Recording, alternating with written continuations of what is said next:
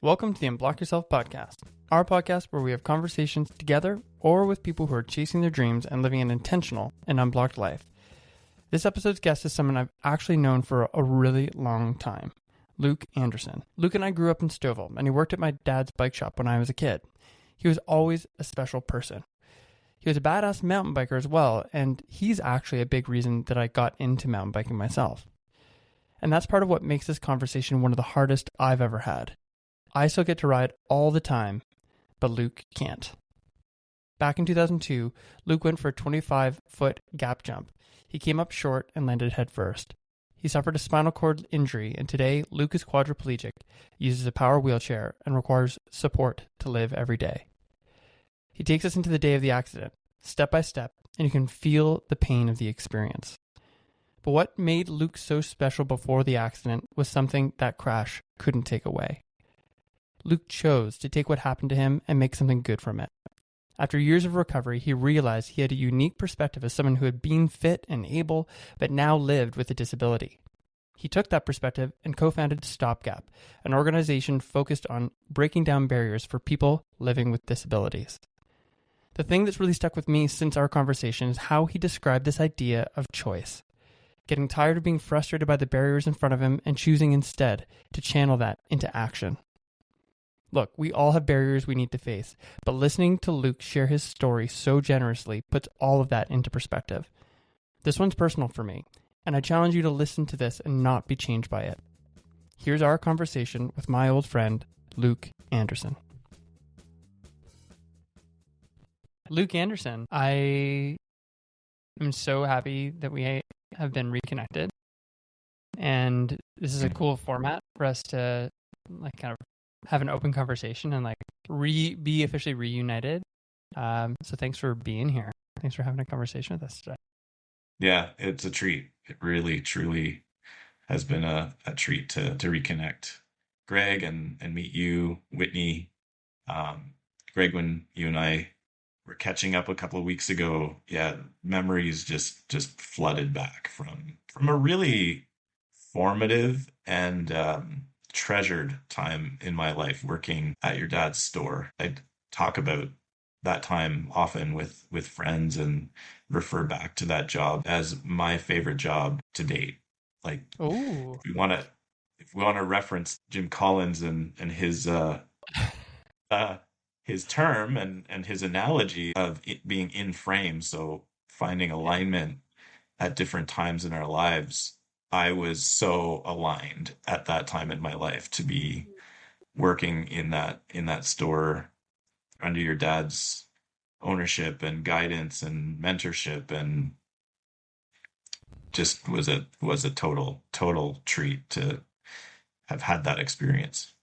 So just for me and for people listening that don't know, just a bit of context, and it doesn't matter which one of you answer this, but so how old would you have been, Luke? What year is this that you worked at Boyd Sports? I actually don't know exactly either. So how old were you, and how old were you, Greg? I'm not. Yeah, it was the September of my grade 10 year in high school. Okay. So until the summer before I went to Waterloo for university. So from 93 to 97, and then I'd chip in here and there when I was home for work terms, on co-op terms, visit the shop, lend a hand every now and then, sharpen a few pairs of skates. But I think you would agree that once a Boyd's employee, always a member of the Boyd Sports family. That's honestly when we spoke, hearing you share some of those stories that you had of some of those times, like the early job, it brought the memories back for me too. There were so many special people that came through the store, but you were always somebody who was special to my family. And the years, I was curious actually what the years were. So I was born in 87. So that would put me at 6 to 10. So formative years, seeing a cool guy like Luke, and the hip were big, we're listening to Pearl Jam, in the back of the shop. you shared a story of us blasting around in my parents' station wagon, you driving, blasting tunes, me in the back, and then me telling my parents that you were blasting around tunes cranked, and that not being well received by Ian and Carolyn. No. Yeah, that not being the best. Yeah, I got an earful after that one. Oh boy, Greg loved it, I'm sure. Well, I'm sure I would have.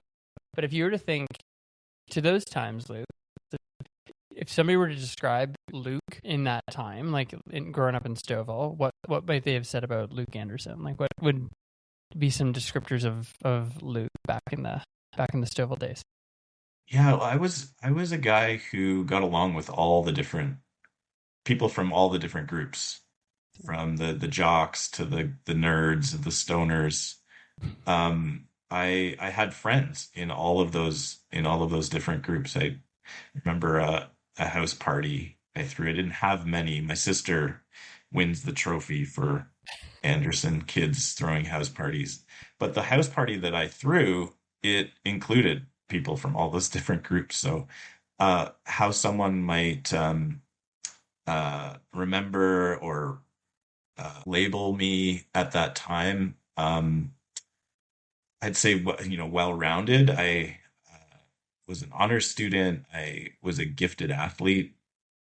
Ran cross country throughout high school. I played junior level lacrosse. Played for the Clippers. And then it was in the fall of my grade 10 year when I started working at the sports store when I fell in love with mountain biking and working at the store and getting to try out different bikes and gear, and then involving myself in the races that were going on at Fred's farm. That really planted a seed. And then just to paint a picture, I was prom king. Luke, I didn't know that. All And right. NBD, I actually didn't NBD. know that Canada did that. They didn't do that at our Yeah, high school. It wasn't well received. Oh, really? yeah, Yeah, and but Oh, maybe right. it was, yeah. and I was class valedictorian as well, and I remember that. um, just again sort of setting some context of where I was at that time. I was given a guitar for my birthday that spring before graduating high school, and um, instead of reading "Oh, the Places You'll Go," I decided to sing it using two chords that I'd learned, and so I was just Sure. known as this fairly confident, well-rounded guy. High school was some of my I have so many fond memories of that time, and that's not everybody's. It's not everybody's experience. High school, for some, high school was an absolute nightmare. That wasn't the case for me. So leaving high school, do you recall having a vision for what life was going to be, or like what you wanted to do? Was that clear to you when you're coming out of school, or no? No, I remember looking through the course calendar, the Waterloo course calendar, when I was applying for universities, and I was just flipping through. I didn't really know a whole lot about engineering, but I stumbled on civil engineering, and I liked the depth of the different disciplines within the discipline. So everything from geological aspects of the civil discipline, hydrology, environmental engineering, structures, transportation design.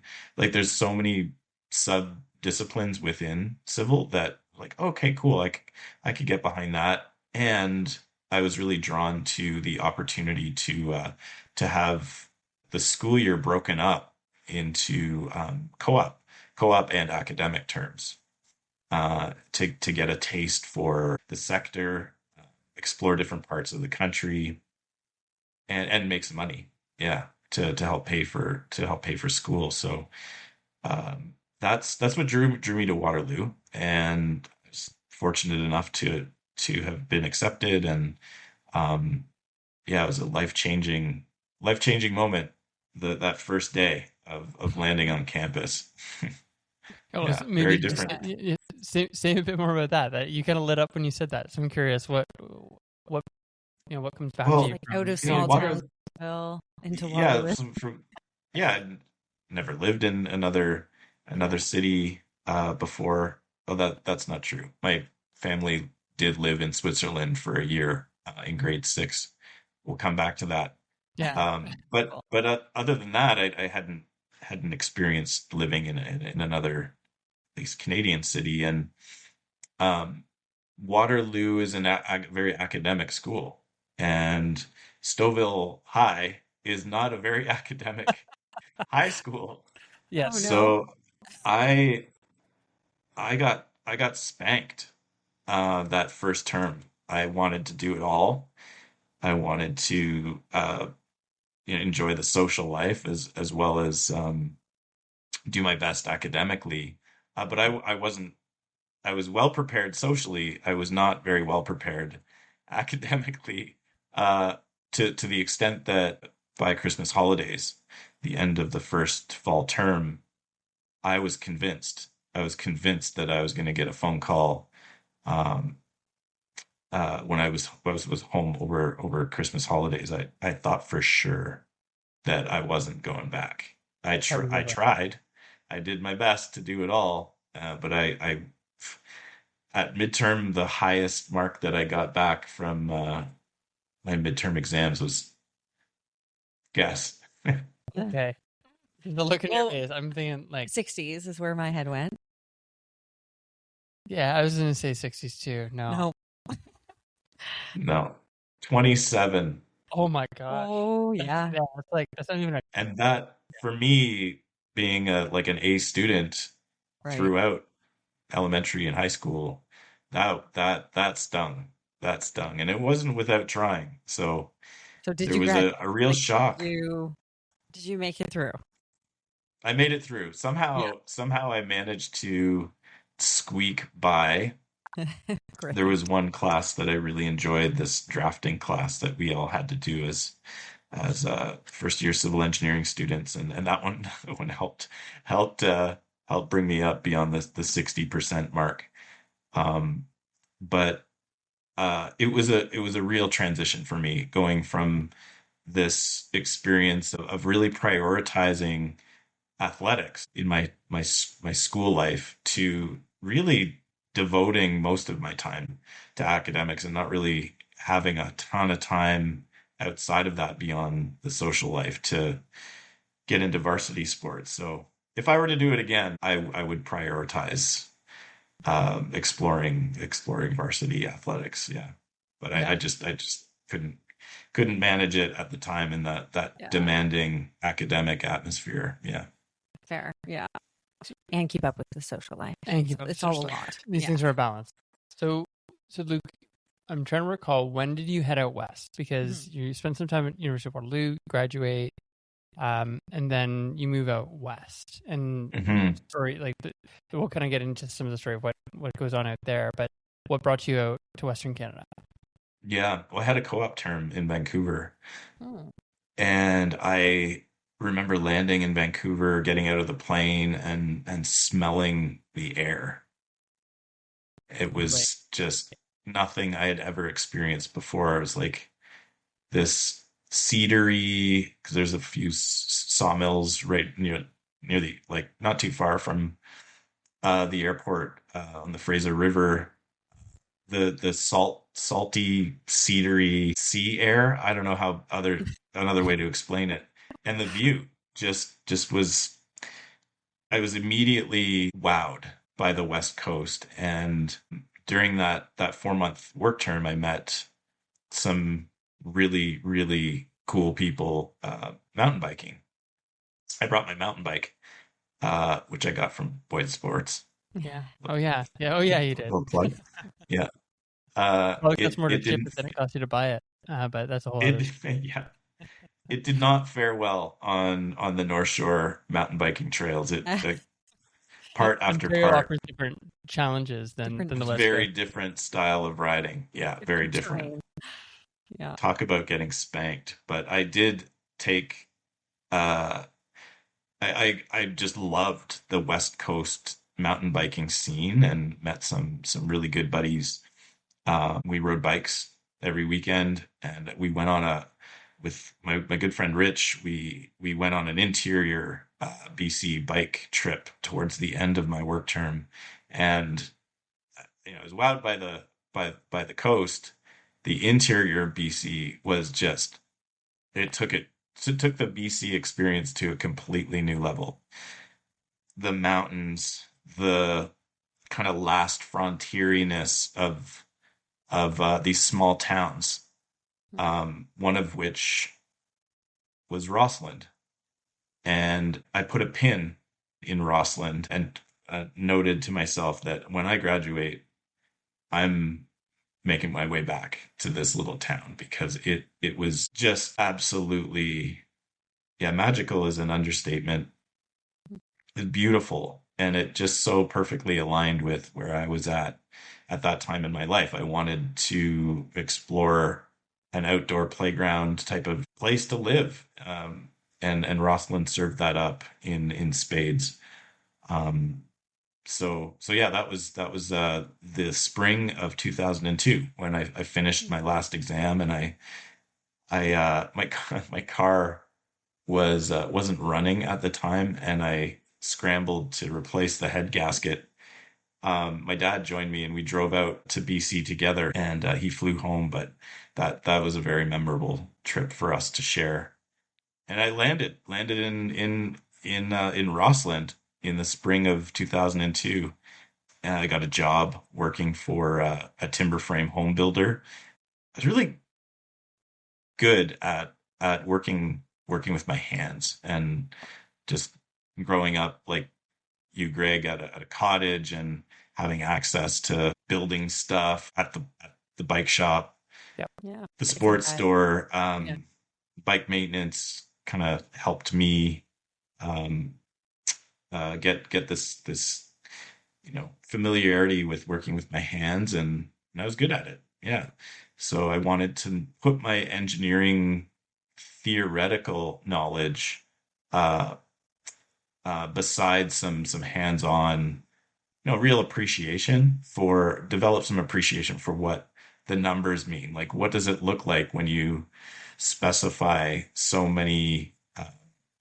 uh, uh, so much volume of rebar in a concrete pour? Like, what does that look like? And What does what that does feel it good? feel like to have to build that?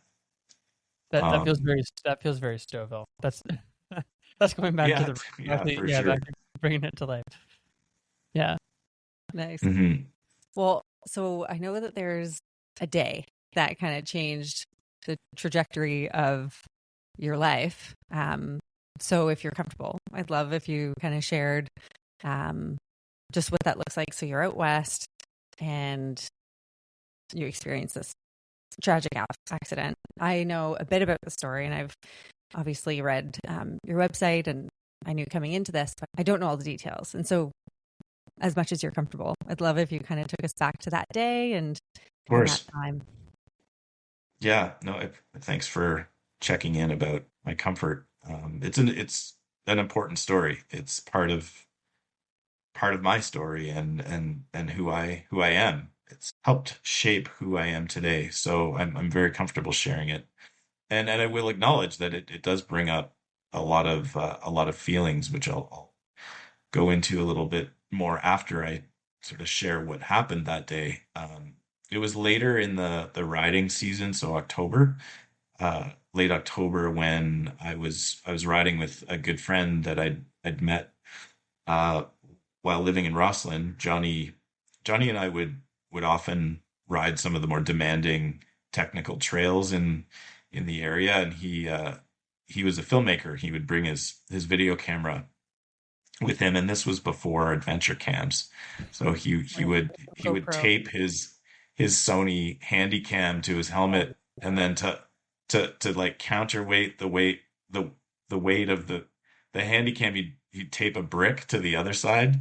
Oh my God. So just, yeah, just but I love that. innovative. Very innovative. And I and love that. so Yeah. totally we were we were in it together. We just loved riding our bikes, finding our these amazing trails that we'd heard other riders talking about. And there was one in particular that we were keen on checking out. It was just outside of Rossland, near Nelson, BC, and the trail involved the section that had a big 25-foot gap, and it was this mysterious lore that we'd heard other bikers talking about and explaining it to us what it was like for them to ride the trail and jump the gap. And it's like, we got to find that. That sounds amazing. So it was October 27th. It was a cool fall day, when we found the trailhead and made our way down towards this section of the trail that featured the big gap. And I remember getting the camera set up and filming Johnny jump the gap. He made it successfully, just launched smooth, got it all on film. And I remember feeling it was this exhilaration and an adrenaline rush that just comes with extreme sports. We chase that. That rush is what it's all about. And the camaraderie in the community, but largely it's that adrenaline rush that comes with like going fast through single track trail, or soaring through the air, jumping a big gap.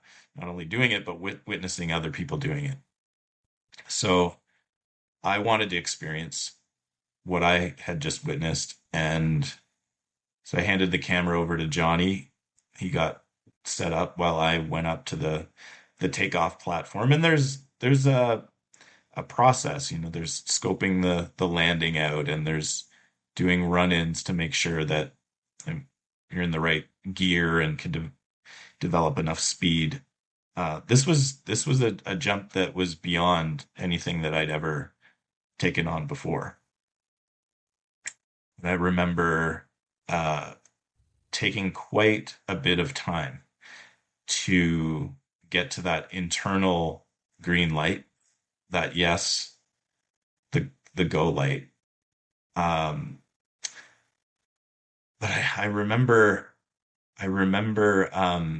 it taking a long time to get there, to the point where Johnny suggested that maybe it wasn't the day. Maybe it wasn't the day for me to give it a go. The sun was starting to go down. It was, getting darker, just beyond golden hour. But we were in the bush. It was pretty heavily wooded part of the trail. But I was really wanting to give it a go. And again, I did my last run in, skidded to the end of the takeoff platform. Remember taking my bike back up, and just, there's a letting go process as well. Just got to let go and trust your training and your skill level, and leave the rest behind. But I left my life as I knew it behind that day, because I didn't make the landing. I came up short. I crashed, flew over the handlebars and landed head first, breaking a couple of bones in my upper spine, causing a spinal cord injury. Yeah, it was immediately after I regained consciousness, maybe 30 seconds after my crash, I knew right away that something was very wrong. I couldn't move. I was lying face first down on my belly, not able to move anything below my shoulders, and panic set in. Yeah, it was that. Soon after, Johnny came running over, and was also in a panic state. I remember vividly what happened next, though. It's this just incredible, innate human ability that we have to tap into an internal survival mechanism. I've done some reading about it. It's legit. It's a real thing. I knew that if I didn't calm Johnny down, I wasn't going to get out of there. So somehow I managed to tap into the calm morsel that I had in me to reassure him that I was going to be okay. And he needed to go to the end of the logging road to call for help. Jeez. But before that, he was scrambling around. He'd done some wilderness first aid. He was getting ready to get some sticks together to set me up in a C-spine. And I just knew that that wasn't going to be a successful, there was going to be no successful outcome in him trying to do that. And somehow I managed to tap into this peace and calm that allowed me to see the big picture and instruct Johnny what to do. Like, first of all, just thank you for sharing that. It's really hard to. Sorry, I'm just getting emotional. But just the story and that day, it's just the way you told that story too. I just felt like I was there, and it's just, yeah. Thank you so much for sharing that. Greg mountain bikes all the time. He's always out on the trails, and like I can just picture that. It's like, yeah, it's a big jump. Let's go. Like I want to do it. I want to go. And there's something in the fact it took you like a bit longer to actually go and get that green light. Like, what's that? You know, it's a tragic experience to not only for me firsthand experience it, but also to hear other people's stories about a drastic change in life and a near-death experience. Yeah, it's a traumatic in all the ways. Yeah. Luke, you clearly, and I mean, we're here now. You got out of the woods, but I can't imagine you would have been left alone. And I mean, just maybe we're going to talk about some of what happens after, of course, but I mean, just maybe in the 24, 48 hours, or even just getting out of the woods, some summaries of some reflections. Like, what are some of the things going on? Yeah. Because clearly you've lost feeling. That's going to cause some panic, but you can't know all of what's going on yet. So just what were some of the things that happened over the coming days? Yeah, so Johnny did end up getting help. He called for the paramedics. They came. I remember hearing chainsaws start up because it was in such a heavily wooded part of the trail that in order to get a stretcher in or a spine board, they had to cut down some trees. And by that time it was dark. It was dark out, and they were wearing headlamps. So I don't remember seeing any faces. I just remember seeing these bright lights in my eyes. And that's when my memory gets a little foggy. There's a bit of a blank spot between getting trucked out by hand down this pretty steep slope into the ambulance. And then, there's a gap between that moment. I don't remember getting airlifted to Vancouver General Hospital, but I do remember being on the helipad and my family being there when I arrived. They they'd been notified. Johnny notified them at the Nelson Hospital, let them know what had happened. Like, yeah, I can't imagine what that was like for him, and I've heard what it was like for my parents, but I can't really understand how tough that would have been for either of them. And they flew out immediately, and they were there when I flew in from Nelson. Um, and I remember seeing my dad, and looking at my dad, and just falling apart, telling him that I had screwed up. I'd really screwed up. Yeah. So that was 5 weeks I spent in Vancouver at the General Hospital. I'd underwent an 8-hour long surgery to stabilize the bone in my upper spine, and begin a very new and very different way of life. Yeah. So again, just thank you for sharing. I have very vivid memory of my parents getting that call as a kid in my childhood home. So I mean, there are ripple effects to that story, right? I think it stays. Yeah, it just is the kind of thing that stays with you for sure. And Luke, I think in the conversation we had, just getting reconnected and getting reacquainted, I shared with you some of these memories that I had of you over the years, and some that was playful. Times I don't remember being driven around in the station wagon. That was your memory. I remembered you doing things like spray painting a car. I remembered you, which now I know that our oldest would think is awesome. I remember you being my hero on a mountain bike.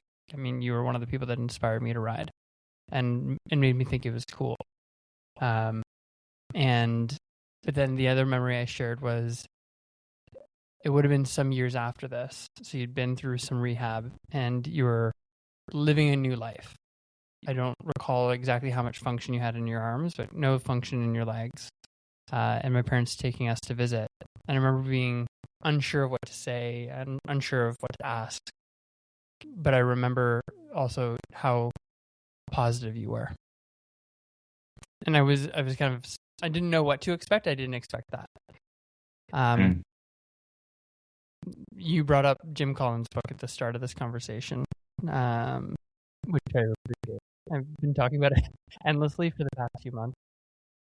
And we talked about that in our first conversation. He talked about this idea of cliff, just these peaks, these great things that happen in our lives, and then these cliffs that happen that set our lives in a different direction. And then after a cliff, you have this fog. In your case, there's a literal cliff, like an unexpected tragic event that took place in the course.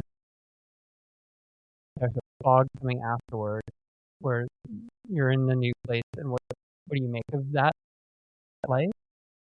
You recall, you're into a new chapter now, which we're going to get to, but what was that fog period like for you?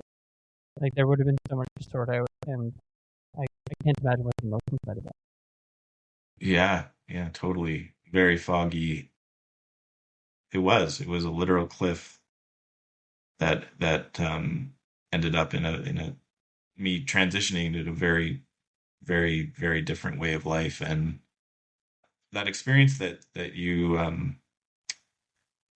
remember visiting me in the hospital and remembering me being very positive. That time was so confusing and so hard and so sad, angry, frustrated. There was such an overwhelming experience of grief. The more we love something and then lose it, the more grief we experience. Grief is directly attached to love. And I loved my life. I loved the people in my life. And and where I was imagining my life going. And to lose so much of it was at that time so hard to wrap my head around. So there needed to be this guard. I needed to have a guard up, and it was a protection mechanism. I didn't know how to deal with that level of grief.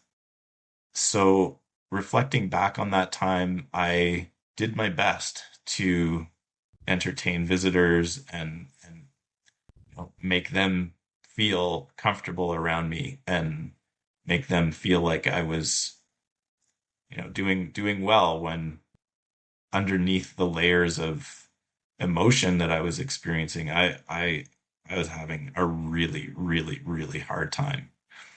Yeah, that's my best way to describe the smiles on my face. It was great to see everyone visiting, and the care that I got. I wouldn't be here today if I didn't have that Mm-hmm. support that was so integral to my rehab.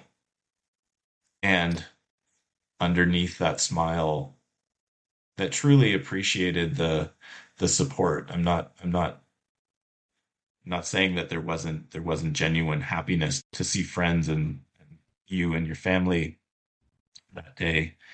But man, Yeah. yeah.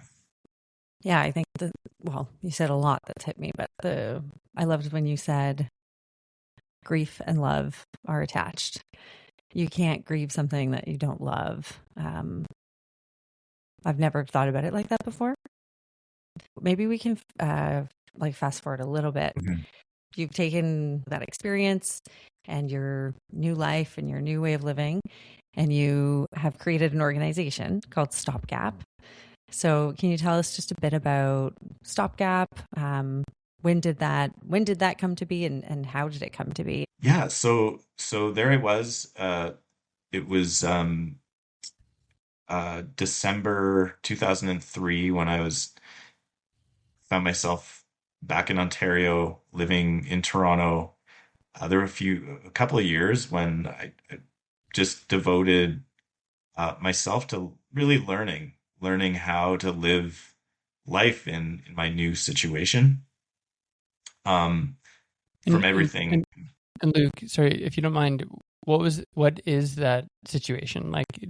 So, because I think Mhm. you had no feeling, but what was the situation that you were in, and what was that? Yeah. Yeah.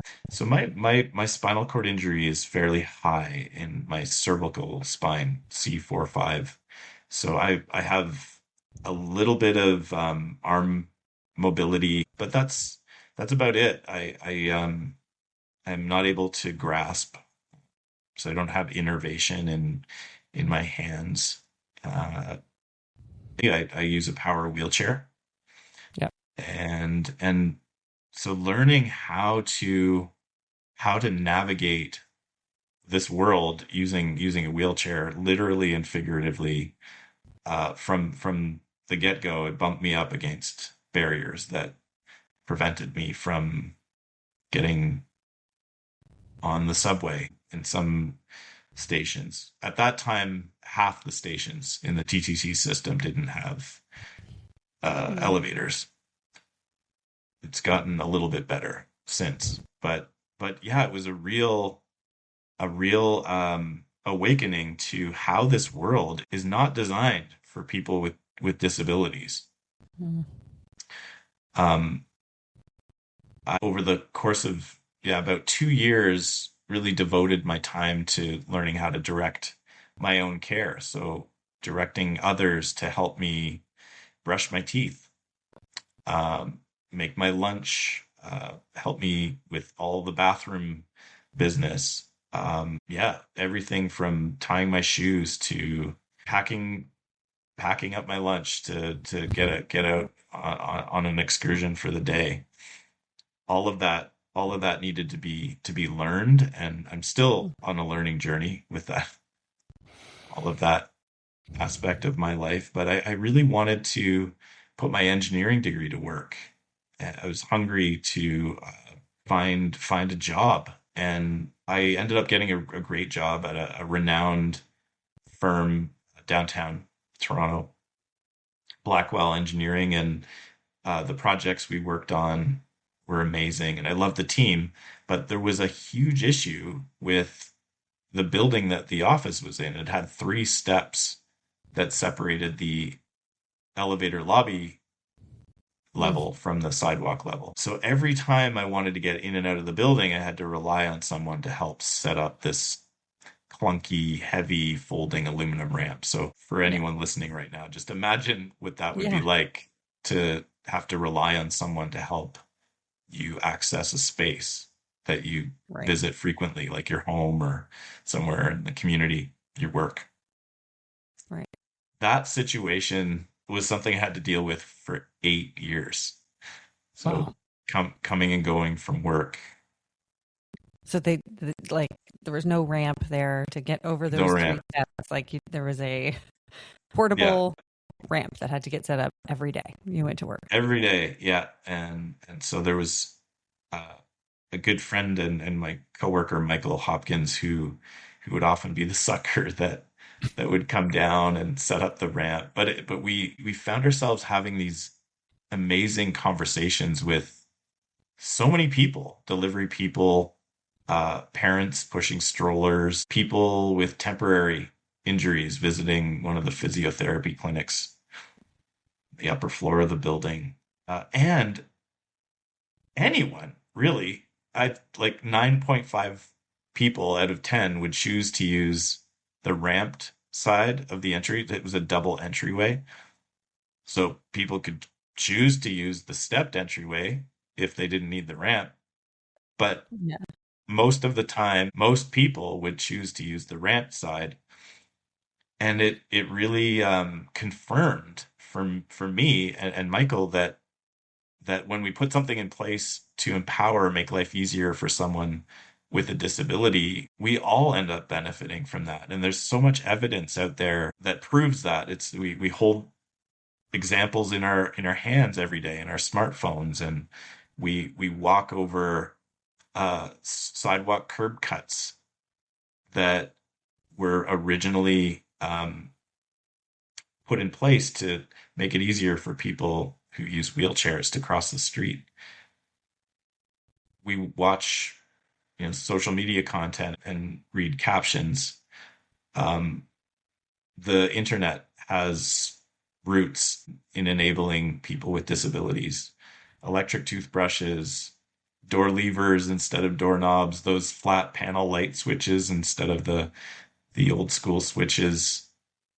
There's so many examples of designs that are just seamlessly integrated into our everyday lives that were originally intended to make life easier for someone with a disability. The list goes on, but we wanted to extend the conversations that we were having in front of the office building to a broader community. We really wanted people to understand the value of having a space that everyone can access. Mm-hmm. We wanted to draw attention to our human right to equal access. Yep. And we wanted to inspire people to really get on board, to start thinking about great ideas that could help overcome some of the many, many, many barriers that exist in our world today that prevent so many people from living their best life. So we put our heads together and we thought, well, why don't we draw attention to these awareness raising messages that we wanted to get out there by building simple 4 pieces of wood, these really basic wooden ramps, paint them bright color to draw attention to them. And Michael came up with the catchy name, StopGap, which alludes to or points to the temporary nature of the ramps. They're not a permanent fix. They're a stopgap measure, and they also stop a gap to entry. And that was back in 2011, where we connected with 13 business owners in Toronto's Junction neighborhood. And let me tell you, it was not an easy task to get those first 13 business owners interested in participating, because when we started knocking on doors, a lot of business owners said that they didn't want to ramp because they don't have any customers that use wheelchairs. So this is an auditory face slap, Right? Just like, oh, Infuriating. we don't have customers who are living with disabilities because, oh, we don't have a way for them to get into our business. We hadn't thought of that. Yeah. Fascinating. But you know what? That's where we're at. That's as a society reality, in general, so many of us, including me at one time in my life, had no idea why accessibility is so key. It's so important. I didn't know. I didn't grow up around anyone that used a wheelchair. I didn't have the experience of knowing someone with a disability and really getting schooled on why having a space that everyone can access is so important and the right thing to do. So those responses just come from a place of ignorance and not knowing. But receiving them, is confusing and frustrating and aggravating. So over time, I started to piece together my own experience.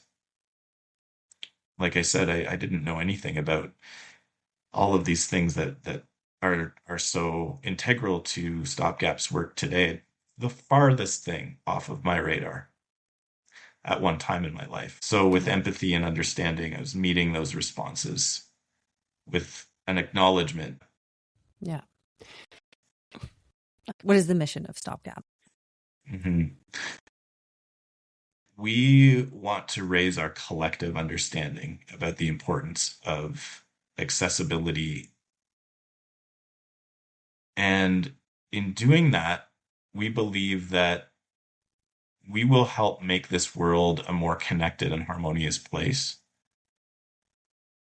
So our mission is to really work towards cultivating a human experience that meets our needs for connection and togetherness, understanding, opportunity. And that happens by being able to share space together. And if we're not able to share space together, we're not going to experience togetherness and understanding and harmony. So needed. Yeah. Yeah. Yeah, I'm just trying to wrap my head around the journey from 2003 landing back in Toronto and spending years of your life learning how to live in this new reality, to then getting a job and settling into a new reality of sorts in whatever way you possibly can, to then, I guess, to again snap back to go to Jim Collins, all of a sudden find, hey, maybe I have a different perspective or lens to bring to a conversation, and I want to do something about it. Like, you have every right to be angry, bitter, spend your life in one mode, and you've chosen to swing it to, well, hey, I've got maybe a perspective that could be helpful here. How do you get there? You said it already. You said the magic word, and that's choice. We have a choice. I realized that I had a choice. I could choose to spin out and get frustrated and complain and be angry. I was constantly finding myself in conversations with people who were experiencing similar frustrations, and nothing was being done about it. So I just got tired. I got tired of being frustrated and chose to direct that energy to action. It's just a choice. It's like there's a lot of expended energy going on over here, being frustrated and angry. I'm going to choose to direct that elsewhere and actually do something about it, because nothing is being done about it. And I, along with Michael and friends and family and our whole community of supporters, we're choosing to exercise our voices, to speak up, share our experiences not being able to access spaces, sharing our experiences encountering attitudinal barriers, language barriers. There's so many barriers that exist in this time and age that prevents people with disabilities from living their best lives. And those societal barriers are what we're working on every day to resolve and get a better handle on. Yeah. It's incredibly inspiring. You're inspiring. Yeah. But again, I just want to double down on thank you. And it's not just me. There's so many people that have been a part of this this mission, that have joined the StopGap community from all over the world. People have tuned in to what we're doing, and it's just such a exciting, motivating, aligned thing for me to be doing with my life. It was a leap of faith, saying goodbye to that regular paycheck and those benefits at the engineering firm, and choosing to direct my time and energy to something that is just needs to happen. Much like what both of you are doing. It mirrors that you're choosing to live a life of purpose. And I think that is such an important and a necessary thing for anyone to do with their lives. And that's Jim Collins calls it the being in frame. Yeah. Being out of frame could look like frustration, constant bumping up against our own internal blocks. For me, the work that StopGap is doing is landing me in a place of being in frame.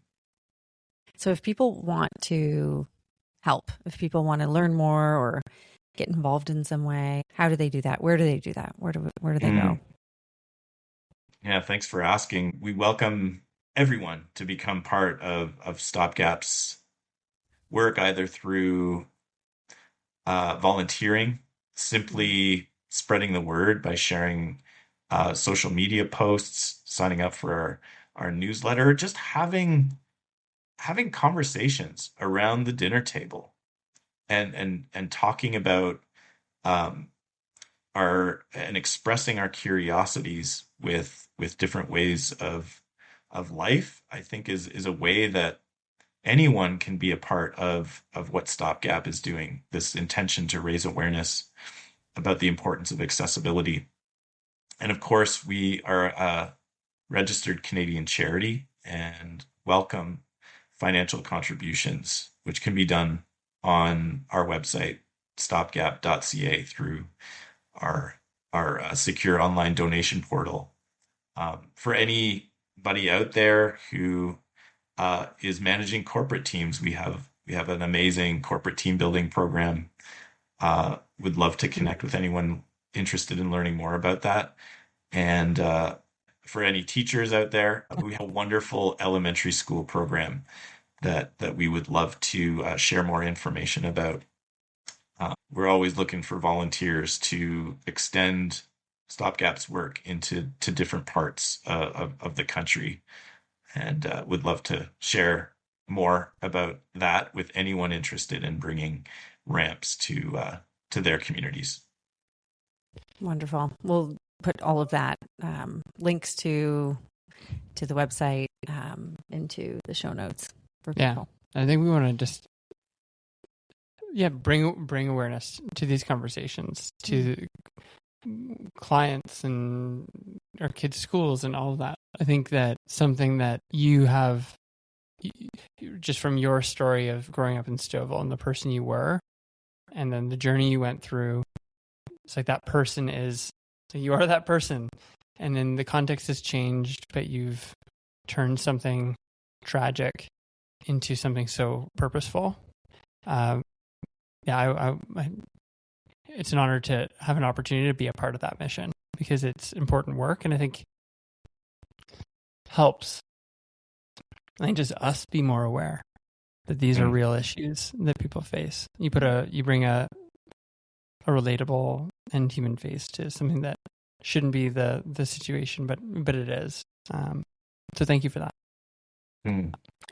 Our kids always want to talk about what we did during the day and the podcast and who we chatted with, and so I'm really looking forward to sharing with them around our dinner table tonight just this conversation and the work that you're doing in StopGap, and just bring awareness to them too, because frankly we don't have anyone in our immediate circle that has any disabilities. So I think it's important. It's important for us to be having those conversations as parents with our kids. Mm-hmm.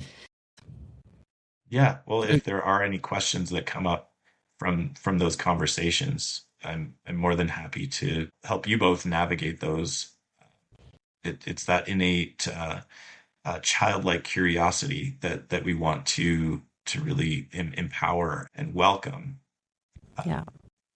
From kids, but also tune into that as adults. We want to tune in and unlock those curiosities within us that allow us to ask questions and learn more about our unique and equally valuable experiences as humans. So there's this magical character called Ramp Man. Who is Ramp Man? Ramp Man is he really embodies StopGap's core value of having fun, and the bright colors. They're strategic. We want to draw attention to the ramps. We want those bright colors to instill this feeling of levity and joy and fun. And Ramp Man, his outfit is same colors as our ramps. He's out there busting barriers right now as we speak. And so there, I invite you and your gang to tune in to the episodes of Ramp Man on StopGap's YouTube channel. We absolutely will. We'll absolutely do that. Luke, it's been a gift to reconnect with you. There's way more conversations to come than this, but thank you for making the time to share your story, have this conversation with us, bring some more awareness to the work you're doing, and we're grateful for this time. So thank you for this today. It's been great.